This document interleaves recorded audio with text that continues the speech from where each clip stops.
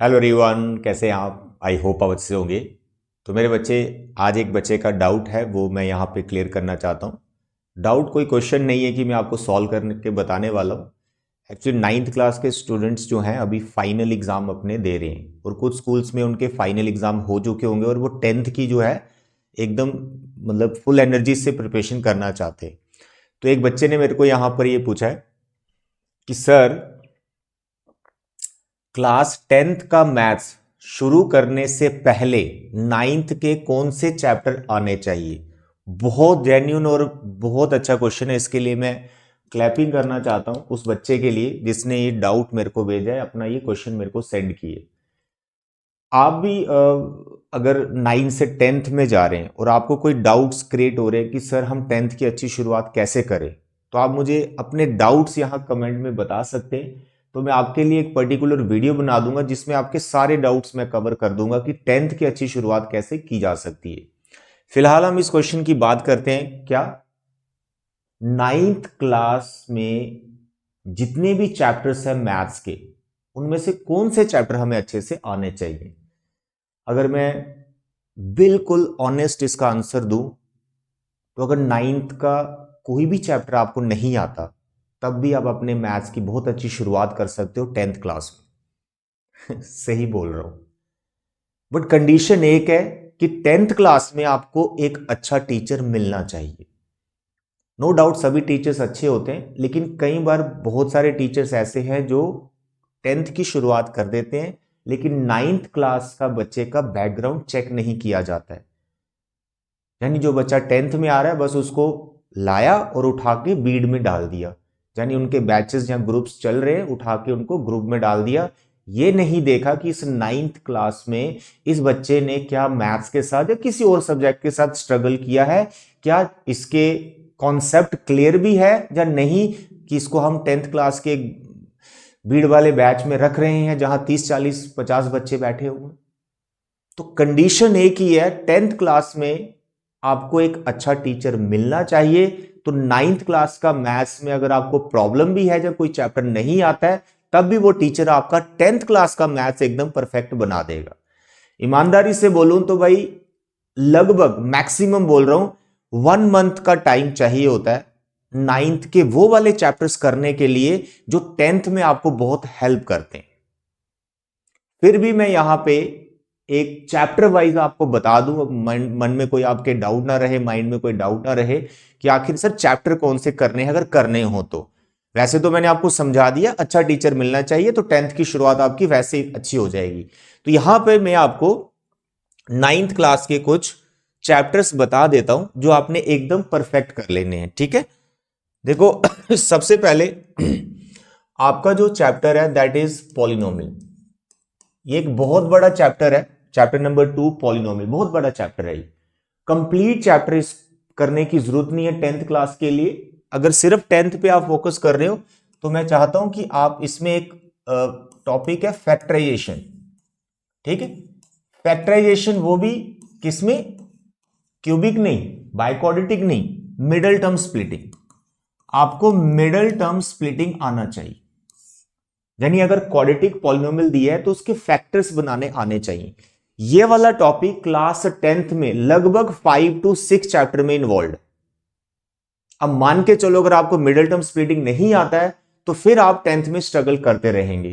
तो टेंथ के टीचर का भी ये काम होता है कि पहले आपको ये मिडिल टर्म स्प्लिटिंग सिखा दे, क्योंकि आप टेंथ का पॉलिनोमियल पढ़ोगे, टेंथ का क्वाड्रेटिक इक्वेशन पढ़ोगे, टेंथ क्लास की एपी पढ़ोगे, कोऑर्डिनेट ज्योमेट्री के करोगे, ट्रिग्नोमेट्री में घुसोगे, तो ये वाला टॉपिक आपका पीछा नहीं छोड़ेगा, मिडिल टर्म स्प्लिटिंग। ठीक है, तो पॉलिनोमियल का एक टॉपिक करना है, कौन सा? Middle term splitting. तो फर्स्ट चैप्टर जो रियल नंबर है वहां से कुछ भी करने की जरूरत नहीं है।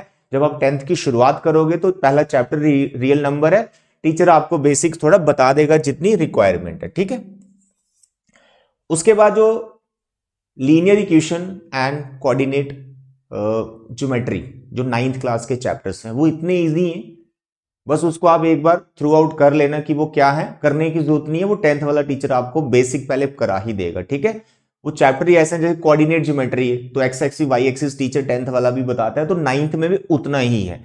तो लीनियर और कोऑर्डिनेट ज्योमेट्री की आप टेंशन भूल जाओ, इक्वल ज्योमेट्री की टेंशन भूल जाओ, उसकी कोई जरूरत नहीं है। पीछे हमारे 4 चैप्टर्स और आगे this geometry portion, lines and angle, triangle, quadrilateral and circle, किसी भी चैप्टर की जरूरत नहीं है। मतलब ऐसा कुछ भी नहीं है कि अगर आप नहीं करोगे तो 10th वाली ज्योमेट्री में आपको दिक्कत आएगी, ऐसा कुछ भी नहीं। तो 9th के 4 चैप्टर ज्योमेट्री के आप अगर भूल भी गए हैं तो टेंशन कोई नहीं, 10th क्लास का जो है ज्योमेट्री पार्ट आपका अच्छे से हो जाएगा। देखो 10th क्लास में ज्योमेट्री का एक ट्राइंगल चैप्टर है जिसमें सिमिलर ट्राइंगल का कॉन्सेप्ट है, तो उसमें कॉरेस्पॉन्डिंग एंगल्स या कॉरेस्पॉन्डिंग साइड्स का नॉलेज होना चाहिए। तो उतना नॉलेज आपको है ही है अगर ट्राइंगल थोड़ा सा आपने 9th में किया हुआ है, पूरा दबा के करने की उसको जरूरत नहीं है, थोड़ा बस आपको सॉरी मेरा थोड़ा गला खराब है। 9th क्लास में ट्राइंगल में कॉरेस्पॉन्डिंग वगैरह का मीनिंग पता होना चाहिए, वो भी उतना पढ़ने की जरूरत नहीं है, 10th वाला टीचर आपको फिर बता देगा।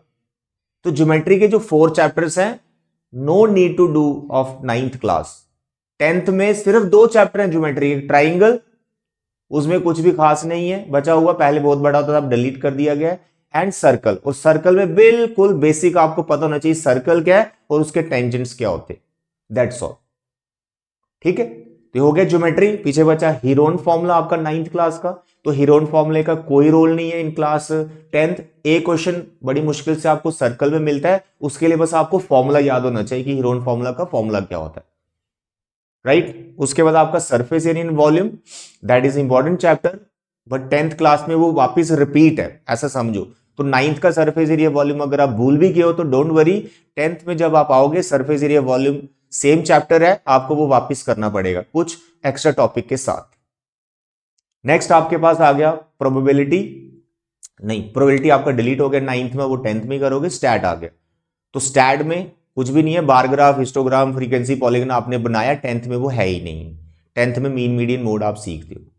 तो कुल मिलाकर 9th क्लास के अगर चैप्टर्स की बात करें तो कितने ही चैप्टर्स आपको मिल रहे हैं, तो मैं तो सिर्फ इसी पे ध्यान देना चाहता हूं, मिडिल टर्म स्प्लिटिंग पे आप फोकस करो, तो आपके 4 चैप्टर्स की तो बात ऐसे ही बन जाएगी। और बाकी मैंने आपको आइडिया दे दिया, ज्योमेट्री करने की जरूरत नहीं है, कोऑर्डिनेट ज्योमेट्री, लीनियर का बेसिक नॉलेज होना चाहिए, स्टैट की कोई जरूरत नहीं है, सरफेस एरिया वॉल्यूम के बस फॉर्मूले होते हैं, वो 10th वाला भी करवा देता है। ठीक है, तो इन शॉर्ट 9th का मैथ्स अगर अच्छे से नहीं हुआ है, डोंट वरी, 10th में एक ऐसा टीचर ढूंढो जो आपकी रिस्पॉन्सिबिलिटी ले मैथ्स की, कि हाँ यार मैं तेरे को मैथ्स अच्छे से करवा दूंगा, यू डोंट वरी। तो फिर 9th के मैथ्स की आपको टेंशन लेने की कोई जरूरत नहीं है। आई होप इस डिस्कशन से आपका ये जो डाउट है ये क्लियर हुआ होगा कि सर 9th के लिए कौन से चैप्टर करने चाहिए। तो अगर क्लियर है कमेंट करें, और किसी स्टूडेंट्स का अगर और कोई डाउट है सर 10th की कैसे शुरुआत करनी, वो भी हमें कमेंट करके बता सकता है। ठीक है, तो आज की वीडियो में इतने बचे, thank you, bye bye and take care.